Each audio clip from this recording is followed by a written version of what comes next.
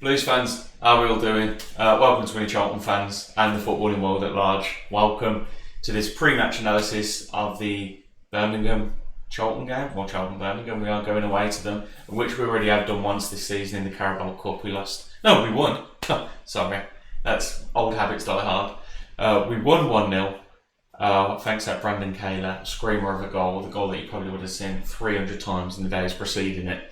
I think he actually went on to win goal of the month. Look, I don't really go into this game with any predispositions. Obviously I want to win, but I quite like Charlton as a club, if I'm honest. I did like Nathan Jones. He seems to have taken a bit of a downward spiral as of recently. Charlton, I think we're meeting you in a bit of just watching your games, and I only saw the highlights to the Bristol Street Rovers one. You lost obviously 3-2. I thought some of Bristol Rovers goals were great. It only seemed like you really started playing at 3-0 down, which you can kind of relate to. You know, we've done a similar thing when it comes to Peterborough. We only really started playing at 2-0 down. But yeah, these look like slow starters, as are we. I can't imagine what these opening 10-15 minutes are going to look like. We're both such slow starters. It could be a goal for either team. It could be the cagiest midfield match you're ever likely to see. But we often concede in the first 20 minutes, and it seems like you guys do as well. So it could be a goals galore situation. This game could. And you know what? As long as we win, I don't mind goals galore. I'm not as concerned as clean sheets have been in the past. But yeah, you seem to you pick it up in the later stages. In the Bristol Rovers game, though, from a lot of sources, I've heard that you only really started playing around the 60th minute. And you know, that suits us. Well, it doesn't really, because we, Blues fans, we've talked about this a lot. We kind of have this style now where I've referred to us as the Nate Diaz of football teams in the last game. The first half hour we're willing to just play football, keep hold of the ball, knock it round. And I find in the latter stages of the game, our fitness it does us so well. I find teams have lost their legs, they've kind of lost the fight, and then we really set up camp in the opposition final third, start to ping goals from outside the box, and really put together some really neat passages of playing. It looks so smooth and silky, and obviously with Pakin and Watt just sitting in that 30-yard area, it's just beautiful. But with Charlton also really picking it up in the later stages, it'd be interesting to see how Chris Davies fits that into his plan. The one thing that I can't see is whenever you bring Chuck Saniki, who obviously used to play for the Blues, didn't get many games, but used to play for us in the Championship. When he comes on, he actually looks like somewhat of a goal threat. You know, he's a big physical presence. He scored a few this season. I still follow him on Instagram. I do. I like him. But it does beg the question: why don't you start him?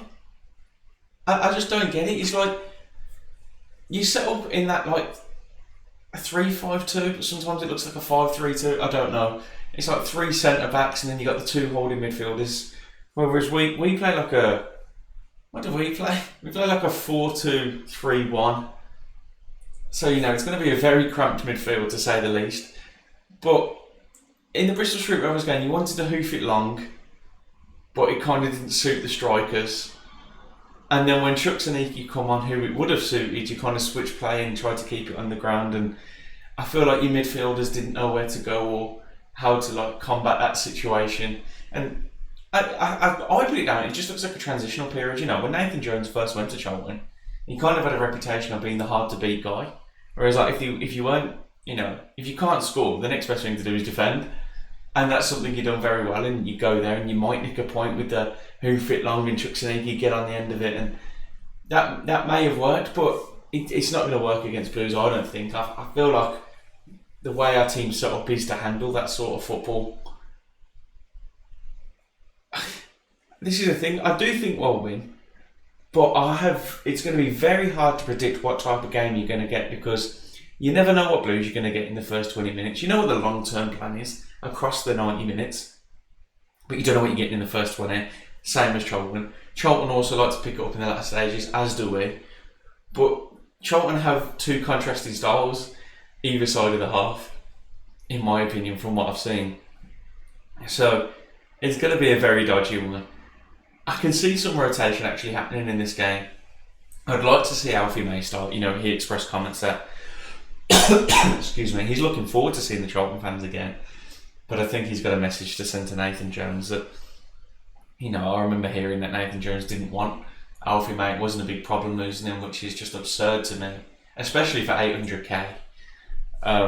If you can get rid of the Leeds leading goal scorer the past 3 seasons and not care, then you must have some tricks up your sleeve. I don't know. I think Alfie May's looking forward to going back there, and he has got that kind of shithousery level about him where he will want to score, and I don't think he'll give it large to the fans, but he'll definitely give it like one of them. It'll be interesting, but then at the same time, Chris Davies is a very methodical type of man, so maybe he doesn't even start Alfie May because he doesn't want it to become an emotional game. There's so many ways you could look at this. This is one of the trickiest games to predict. You can't even predict a scoreline. This could be a 1-0. This could be 5-4. It really could be anything. I don't see us conceding much, if I'm honest. And that's more down to, I don't think Charlton have found themselves a game plan that consistently works yet. And this is not me coming at you Charlton fans, it's really not. I just don't think your players or your manager really knows what they're trying to do at the minute. I don't think you'll struggle. I actually had you picked for one of the playoff teams. I thought you'd be up there with us, and we're still very early in the season. It might all turn around and you're going a 5-game win streak. Who knows? This really could be anything. One thing I haven't even mentioned is there is a small, albeit minute, possibility that Laird and Sanderson make a return for the first game. I definitely don't think they'll start, but I wouldn't be surprised if we see Laird in the latter stages of the game. I also wouldn't be surprised if we see Alphonse Samsted start the game. This is our right back for any Charlton fans. I can see Samsted starting after the very strong half he made last game. I can't see Sanderson starting. I think Christian Clara. I always do this. Christoph Clara, Christian Bielik. They'll start centre back. I think we'll have Cochrane left back. Cochrane, I know Buchanan's his return date has been pushed back a bit. He's had another little knock in training. So Cochrane's got another few weeks at left back. I can see one day us randomly seeing Taylor Gardner-Hickman playing left back just because Cochrane needs a left. It does look full of energy, but you don't want to risk injury. Paix and Honawata in the middle. They're the catalyst for everything.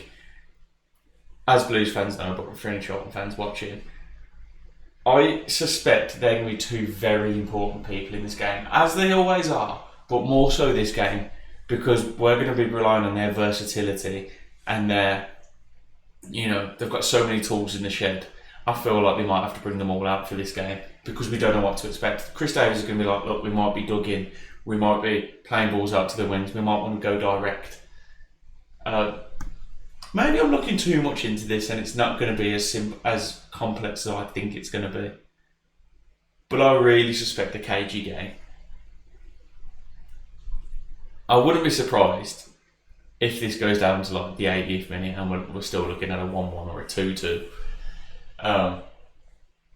He'll start Alfie May, I think he will. I think he'll start him on the right and he'll have the Williamson and the Hansen here. I can definitely see Hansen starting. In this type of game, I'd want a tried and tested system player that can do a bit of everything. I can 100% see Samson starting. And then I could even see Yakayama coming on. Just for that versatility, just for that directness. But I'm also a fan. I wouldn't mind Scott Wright getting a start. I know a lot of Blues fans have said they're still happy to keep him on the bench and they like what he brings off the bench. For that directness, and you might want to get an early goal in a game like this, I can see Scott Wright potentially starting. And I wouldn't be against it. I wasn't really... That transfer deadline day, it was a weird one because when the Scott Wright signing got announced, I was like, that's cool. Any more in Stansfield? And then Iwata got announced, and I was like, that's cool, any more in Stansfield?